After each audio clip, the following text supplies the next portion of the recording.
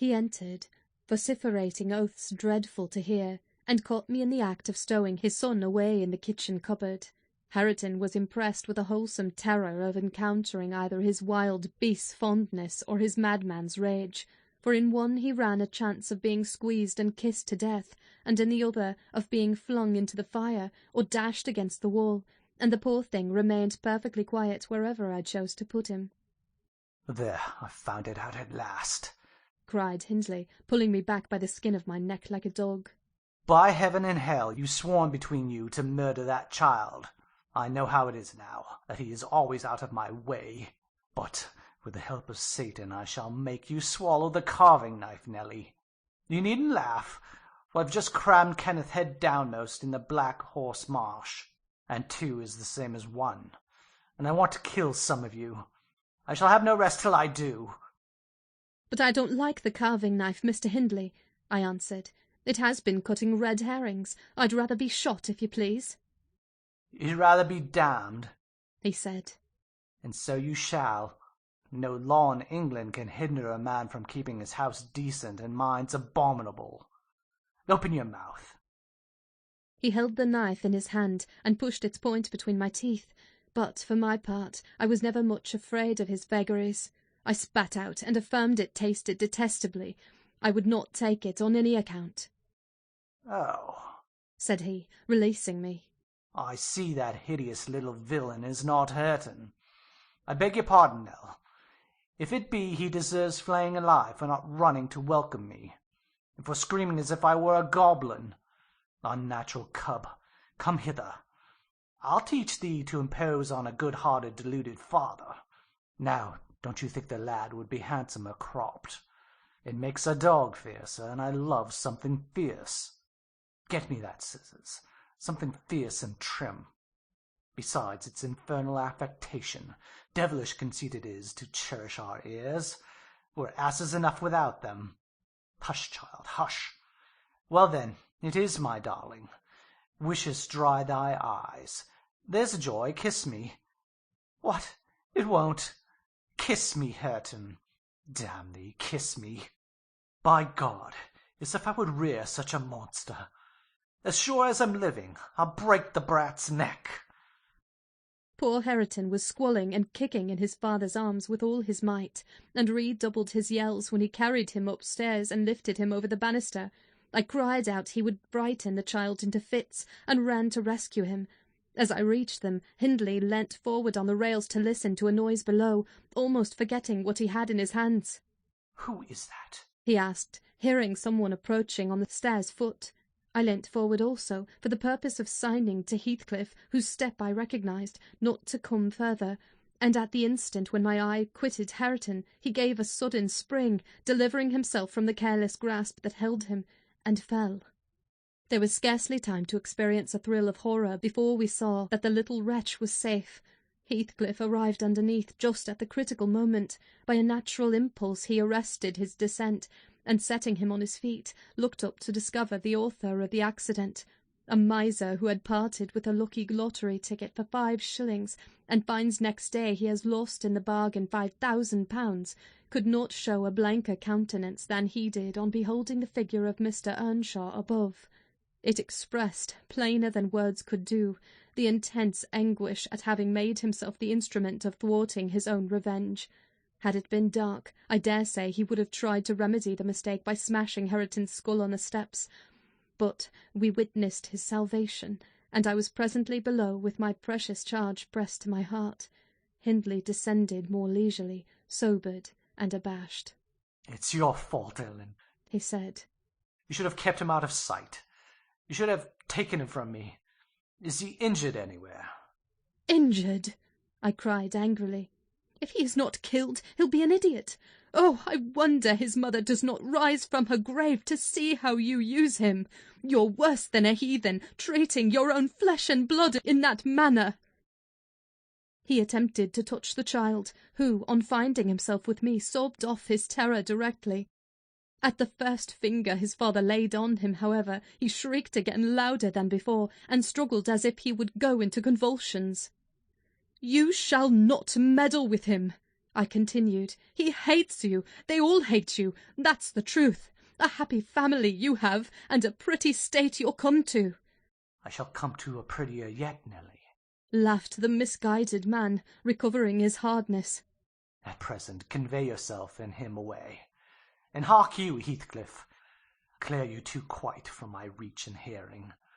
I wouldn't murder you tonight unless, perhaps, I set the house on fire. But that's as my fancy goes." While saying this, he took a pint bottle of brandy from the dresser and poured some into a tumbler. "Nay, don't," I entreated. "Mr. Hindley, do take warning. Have mercy on this unfortunate boy, if you care nothing for yourself." "Anyone will do better for him than I shall," he answered. "Have mercy on your own soul," I said, endeavouring to snatch the glass from his hand. "Not I. On the contrary, I shall have great pleasure in sending it to perdition, to punish its maker," exclaimed the blasphemer. "Here's to its hearty damnation." He drank the spirits and impatiently bade us go, terminating his command with a sequel of horrid imprecations too bad to repeat or remember. "It's a pity he cannot kill himself with drink," observed Heathcliff, muttering an echo of curses back when the door was shut. "He's doing his very utmost, but his constitution defies him. Mr. Kenneth says he would wager his mare that he'll outlive any man on this side Gimmerton, and go to the grave a hoary sinner, unless some happy chance out of the common course befall him." I went into the kitchen and sat down to lull my little lamb to sleep. Heathcliff, as I thought, walked through to the barn. It turned out afterwards that he only got as far as the other side of the settle, when he flung himself on a bench by the wall, removed from the fire, and remained silent. I was rocking Hareton on my knee and humming a song that began, "It was far in the night, and the bairnies grat, the mither beneath the mools heard that," when Miss Cathy, who had listened to the hubbub from her room, put her head in and whispered, "Are you alone, Nelly?" "Yes, miss," I replied. She entered and approached the hearth. I, supposing she was going to say something, looked up. The expression of her face seemed disturbed and anxious. Her lips were half asunder, as if she meant to speak, and she drew a breath, but it escaped in a sigh instead of a sentence. I resumed my song, not having forgotten her recent behaviour. "Where's Heathcliff?" she said, interrupting me. "About his work in the stable," was my answer. He did not contradict me. Perhaps he had fallen into a doze. There followed another long pause, during which I perceived a drop or two trickle from Catherine's cheek to the flags.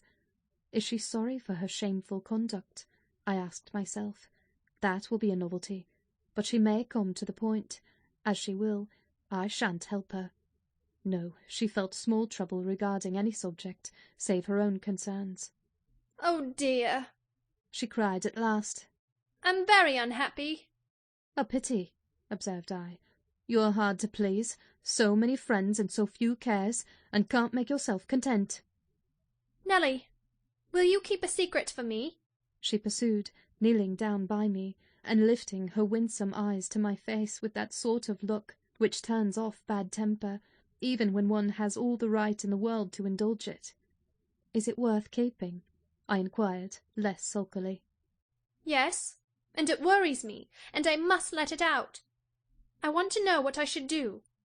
Today, Edgar Linton has asked me to marry him, and I've given him an answer. Now, before I tell you whether it was a consent or denial, you tell me which it ought to have been." "Really, Miss Catherine, how can I know?" I replied.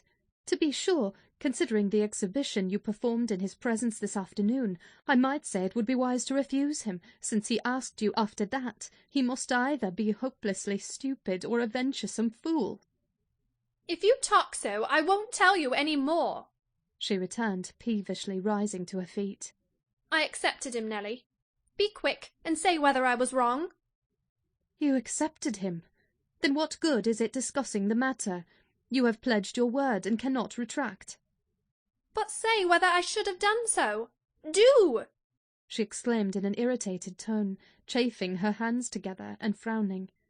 "There are many things to be considered before that question can be answered properly," I said sententiously. "First and foremost, do you love Mr. Edgar?" "Who can help it? Of course I do," she answered. Then I put her through the following catechism. For a girl of 22, it was not injudicious. Why do you love him, Miss Cathy? Nonsense! I do. That's sufficient. By no means. You must say why. Well, because he is handsome and pleasant to be with. Bad, was my commentary. And because he is young and cheerful. Bad still. And because he loves me. Indifferent, coming there. And he will be rich, and I shall like to be the greatest woman of the neighbourhood, and I shall be proud of having such a husband. Worst of all, and now say how you love him. As everybody loves. You're silly, Nelly. Not at all. Answer. I love the ground under his feet, and the air over his head, and everything he touches, and every word he says. I love all his looks, and all his actions, and him entirely and altogether. There now. And why? Nay, you are making a jest of it. It is exceedingly ill-natured. It's no jest to me, said the young lady, scowling and turning her face to the fire. I'm very far from jesting, Miss Catherine, I replied. You love Mr. Edgar because he is handsome and young and cheerful and rich and loves you. The last, however, goes for nothing. You would love him without that, probably, and with it you wouldn't, unless he possessed the 4 former attractions. No, to be sure not. I should only pity him. Hate him, perhaps, if he were ugly and a clown. But there are several other handsome, rich young men in the world, handsomer, possibly, and richer than he is. What should hinder you from loving them? If there be any, they are out of my way. I've seen none like Edgar. You may see some, and he won't always be handsome and young, and may not always be rich. He is now, and I have only to do with the present. I wish you would speak rationally. Well, that settles it. If you have only to do with the present, marry Mr. Linton. I don't want your permission for that. I shall marry him. And yet you have not told me whether I am right. Perfectly right, if people be right to marry only for the present. And now let us hear what you are unhappy about. Your brother will be pleased. The old lady and gentleman will not object, I think. You will escape from a disorderly, comfortless home into a wealthy, respectable one. And you love Edgar, and Edgar loves you. All seems smooth and easy. Where is the obstacle? Here, and here, replied Catherine, striking one hand on her forehead and the other on her breast. In whichever place the soul lives, in my soul and in my heart, I'm convinced I'm wrong. That's very strange. I cannot make it out. It's my secret. But if you will not mock at me, I'll explain it. I can't do it distinctly, but I'll give you a feeling of how I feel. She seated herself by me again. Her countenance grew sadder and graver, and her clasped hands trembled. Nelly, do you never dream queer dreams?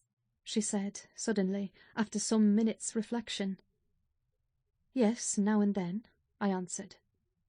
And so do I. I've dreamt in my life dreams that have stayed with me ever after, and changed my ideas. They've gone through and through me, like wine through water, and altered the colour of my mind. And this is one. I'm going to tell it, but take care not to smile at any part of it.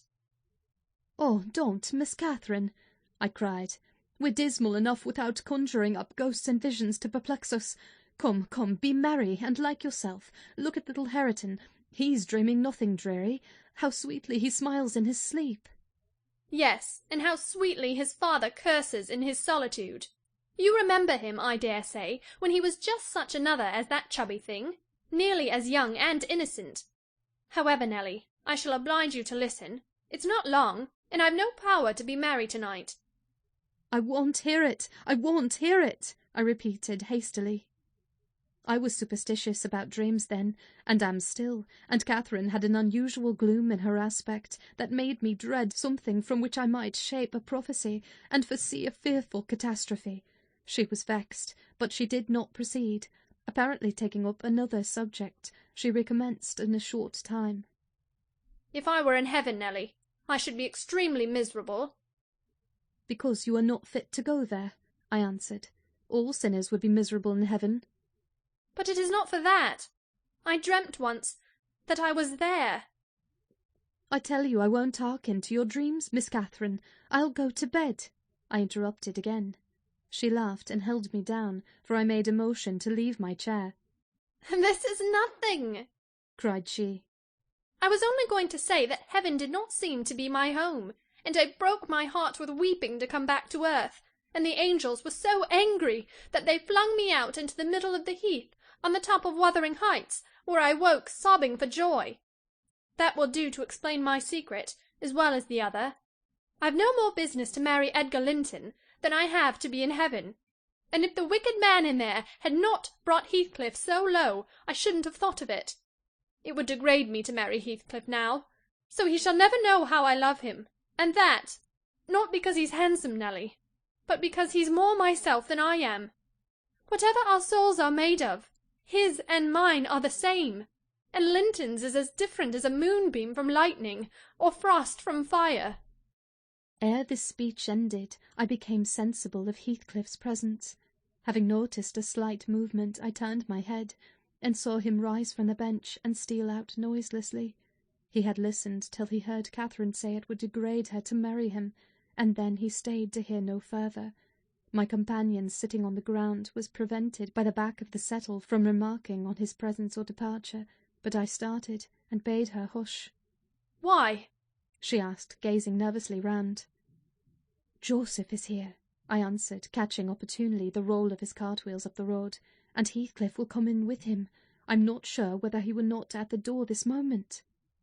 "Oh, he couldn't overhear me at the door," said she. "Give me Hareton while you get the supper, and when it is ready ask me to sup with you.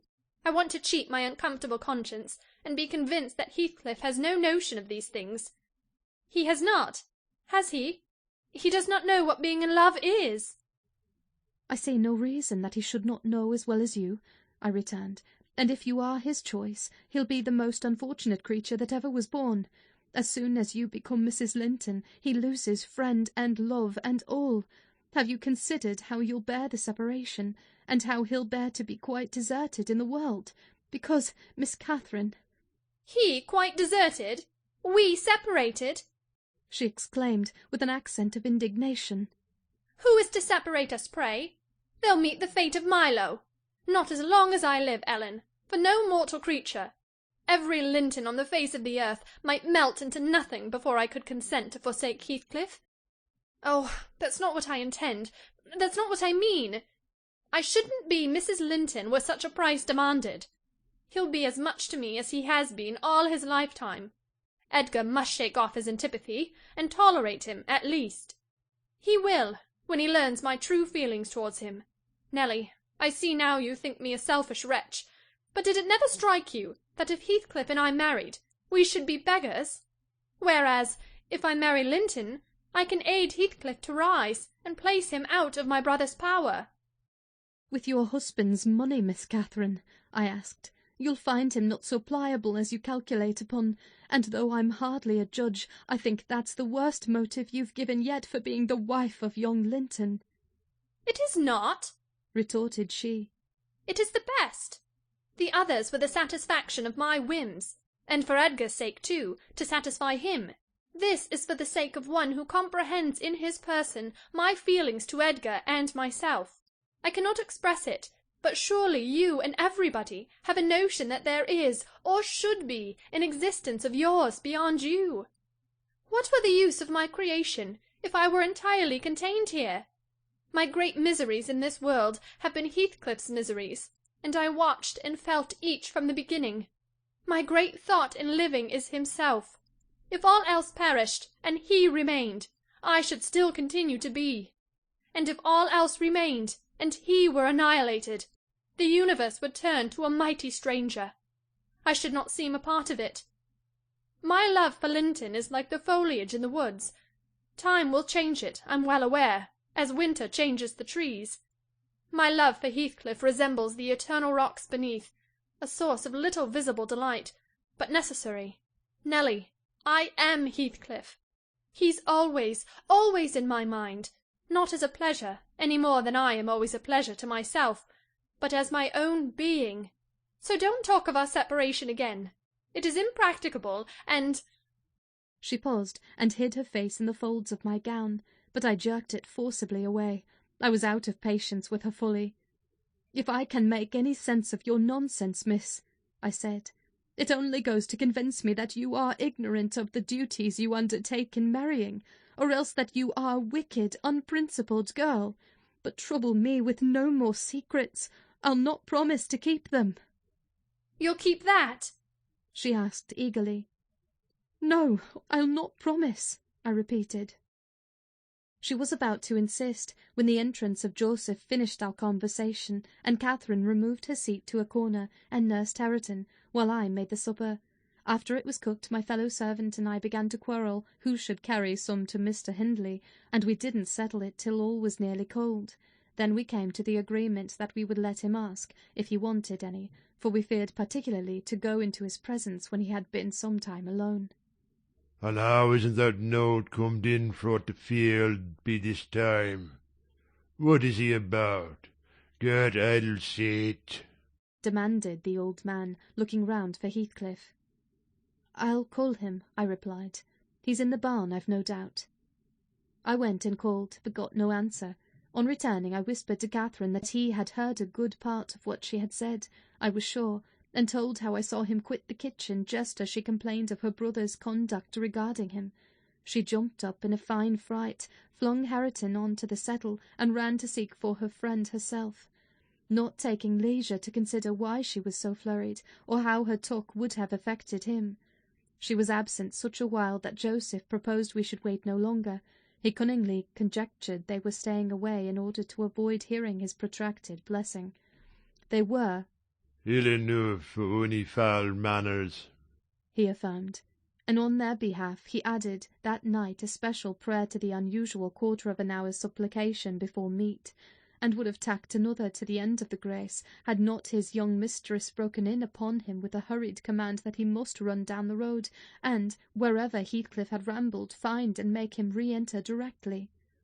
"I want to speak to him, and I must, before I go upstairs," she said. "And the gate is open. He is somewhere out of hearing, for he would not reply, though I shouted at the top of the fold as loud as I could." Joseph objected at first. She was too much in earnest, however, to suffer contradiction, and at last he placed his hat on his head and walked grumbling forth. Meantime Catherine paced up and down the floor, exclaiming, "I wonder where he is. I wonder where he can be. What did I say, Nelly? I've forgotten. Was he vexed at my bad humour this afternoon? Dear, tell me what I've said to grieve him. I do wish he'd come. I do wish he would." "What a noise for nothing!" I cried, though rather uneasy myself. "What a trifle scares you? It's surely no great cause of alarm that Heathcliff should take a moonlight saunter on the moors, or even lie too sulky to speak to us in the hay-loft. I'll engage he's lurking there. See if I don't ferret him out." I departed to renew my search. Its result was disappointment, and Joseph's quest ended the same. "Yon lad gets waur and waur," observed he on re-entering. "He's left the gate at full swing, and Mrs. Pony has trodden down 2 rigs of corn, and plodded through right over into the meadow. Handsome diver, the maester will play the devil to morn, and he'll do well. He's patience itself with sich careless, offald craters. Patience itself he is. But you'll not be so allus. You'll see, all on ye. You're muntin' to drive him out of his head for nought." "Have you found Heathcliff, you ass?" interrupted Catherine. "Have you been looking for him, as I ordered?" "I should more like a look for the horse," he replied. "It'd be to more sense. But I can look for not a horse nor a man on a night like this, as black as the chimbley. And Heathcliff's known to chap to come at my whistle. Happen he'll be less hard of hearing wi' ye." It was a very dark evening for summer. The clouds appeared inclined to thunder, and I said we had better all sit down. The approaching rain would be certain to bring him home without further trouble. However, Catherine would not be persuaded into tranquillity. She kept wandering to and fro from the gate to the door in a state of agitation which permitted no repose. and at length took up a permanent situation on one side of the wall near the road, where, heedless of my expostulations and the growling thunder, and the great drops that began to plash around her, she remained, calling at intervals, and then listening, and then crying outright. She beat Hareton or any child at a good passionate fit of crying. About midnight, while we still sat up, the storm came rattling over the heights in a full fury. There was a violent wind, as well as thunder, and either one or the other split a tree off at the corner of the building. A huge bough fell across the roof, and knocked down a portion of the east chimney-stack, sending a clatter of stones and soot into the kitchen fire. We thought a bolt had fallen in the middle of us, and Joseph swung on to his knees, beseeching the Lord to remember the patriarchs Noah and Lot, and, as in former times, spare the righteous, though he smote the ungodly. I felt some sentiment that it must be a judgment on us also. The Jonah, in my mind, was Mr. Earnshaw, and I shook the handle of his den that I might ascertain if he were yet living. He replied audibly enough, in a fashion which made my companion vociferate more clamorously than before, that a wide distinction might be drawn between saints like himself and sinners like his master. But the uproar passed away in 20 minutes, leaving us all unharmed, excepting Cathy, who got thoroughly drenched for her obstinacy in refusing to take shelter, and standing bonnetless and shawlless to catch as much water as she could with her hair and clothes. She came in and lay down on the settle, all soaked as she was, turning her face to the back, and putting her hands before it. "Well, miss," I exclaimed, touching her shoulder, "you are not bent on getting your death, are you? Do you know what o'clock it is? 12:30. Come to bed. There's no use waiting any longer on that foolish boy. He'll be gone to Gimmerton, and he'll stay there now. He guesses we shouldn't wait for him till this late hour. At least he guesses that only Mr. Hindley would be up, and he'd rather avoid having the door opened by the master." Nay, he's known at Gimmerton," said Joseph. "He's never wonder but he's at the bottom of a bog-hole. This visitation warn't for nowt, and I would have ye to look out, miss. Yam will be the next. Thank heaven for all.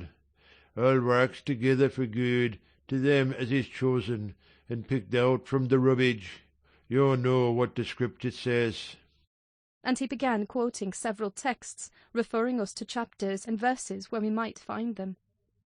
I, having vainly begged the wilful girl to rise and remove her wet things, left him preaching and her shivering, and betook myself to bed with little Hareton, who slept as fast as if every one had been sleeping round him. I heard Joseph read on a while afterwards, then I distinguished his slow step on the ladder, and then I dropped asleep. Coming down somewhat later than usual, I saw, by the sunbeams piercing the chinks of the shutters, Miss Catherine still seated near the fireplace. The house door was ajar too. Light entered from its unclosed windows. Hindley had come out, and stood on the kitchen hearth, haggard and drowsy. "What ails you, Cathy?"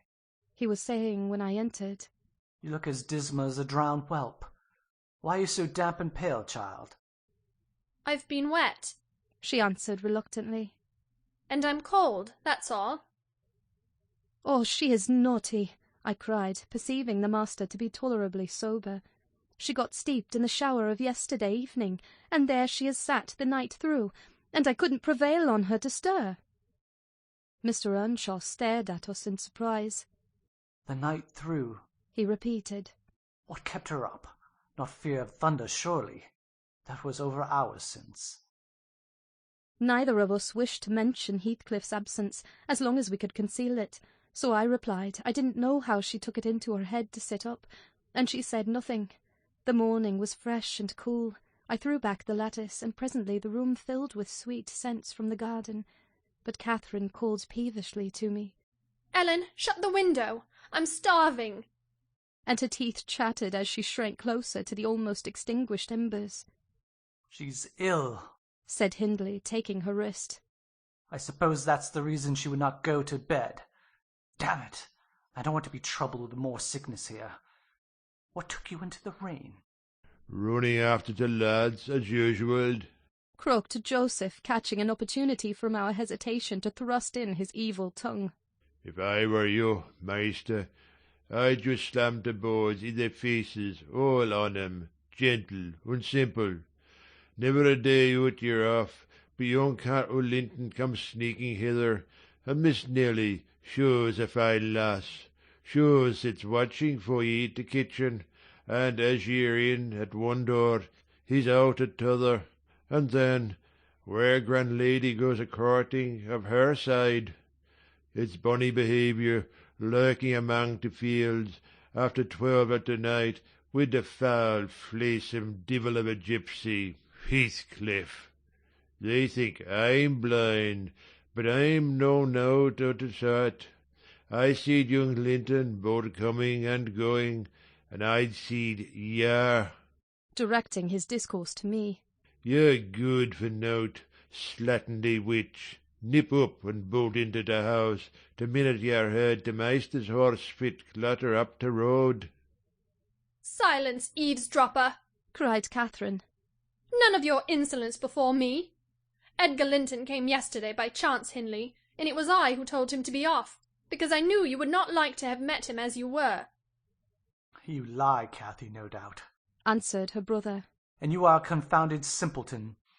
But never mind Linton at present. Tell me, were you not with Heathcliff last night? Speak the truth now. You need not be afraid of harming him, though I hate him as much as ever. He did me a good turn a short time since. That will make my conscience tender of breaking his neck. To prevent it, I shall send him about his business this very morning, and after he's gone, I'd advise you all to look sharp. I shall only have the more humour for you. I never saw Heathcliff last night, answered Catherine, beginning to sob bitterly. And if you do turn him out of doors, I'll go with him. But perhaps you'll never have an opportunity. Perhaps he's gone. Here she burst into uncontrollable grief, and the remainder of her words were inarticulate. Hindley lavished on her a torrent of scornful abuse, and bade her get to her room immediately, or she shouldn't cry for nothing. I obliged her to obey, and I shall never forget what a scene she acted when we reached her chamber. It terrified me. I thought she was going mad, and I begged Joseph to run for the doctor. It proved the commencement of delirium. Mr. Kenneth, as soon as he saw her, pronounced her dangerously ill. She had a fever. He bled her, and he told me to let her live on whey and water gruel, and take care she did not throw herself downstairs or out of the window. And then he left, for he had enough to do in the parish, where 2 or 3 miles was the ordinary distance between cottage and cottage. Though I cannot say I made a gentle nurse, and Joseph and the master were no better, and though our patient was as wearisome and headstrong as a patient could be, she weathered it through. Old Mrs. Linton paid us several visits, to be sure, and set things to rights, and scolded and ordered us all, and when Catherine was convalescent she insisted on conveying her to Thrushcross Grange, for which deliverance we were very grateful. But the poor dame had reason to repent her kindness. She and her husband both took the fever, and died within a few days of each other. Our young lady returned to us saucier and more passionate, and haughtier than ever. Heathcliff had never been heard of since the evening of the thunderstorm, and one day I had the misfortune, when she had provoked me exceedingly, to lay the blame of his disappearance on her, where indeed it belonged, as she well knew. From that period for several months she ceased to hold any communication with me, save in the relation of a mere servant. Joseph fell under a ban also. He would speak his mind and lecture her all the same as if she were a little girl, and she esteemed herself a woman, and our mistress, and thought that her recent illness gave her a claim to be treated with consideration. Then the doctor had said that she would not bear crossing much. She ought to have her own way, and it was nothing less than murder in her eyes for anyone to presume to stand up and contradict her. From Mr. Earnshaw and his companions she kept aloof, and, tutored by Kenneth, and serious threats of a fit that often attended her rages, her brother allowed her whatever she pleased to demand, and generally avoided aggravating her fiery temper. He was rather too indulgent in humouring her caprices, not from affection, but from pride. He wished earnestly to see her bring honour to the family by an alliance with the Lintons, and as long as she let him alone she might trample on us like slaves, for aught he cared. Edgar Linton, as multitudes have been before, and will be after him, was infatuated, and believed himself the happiest man alive on the day he led her to Gimmerton Chapel, 3 years subsequent to his father's death. Much against my inclination, I was persuaded to leave Wuthering Heights and accompany her here. Little Hareton was nearly 5 years old, and I had just begun to teach him his letters. We made a sad parting, but Catherine's tears were more powerful than ours. When I refused to go, and when she found her entreaties did not move me, she went lamenting to her husband and brother. The former offered me munificent wages. The latter ordered me to pack up. He wanted no woman in the house, he said, now that there was no mistress. And as to Hareton, the curate should take him in hand by and by. And so I had but one choice left, to do as I was ordered. I told the master he got rid of all decent people only to run to ruin a little faster. I kissed Hareton, said good-bye, and since then he has been a stranger, and it's very queer to think it, but I've no doubt he has completely forgotten all about Ellen Dean, and that he was ever more than all the world to her, and she to him. At this point of the housekeeper's story, she chanced to glance towards the timepiece over the chimney, and was in amazement on seeing the minute-hand measure 1:30. She would not hear of staying a second longer. In truth, I felt rather disposed to defer the sequel of her narrative myself. And now that she is vanished to her rest, and I have meditated for another hour or two, I shall summon courage to go also, in spite of aching laziness of head and limbs.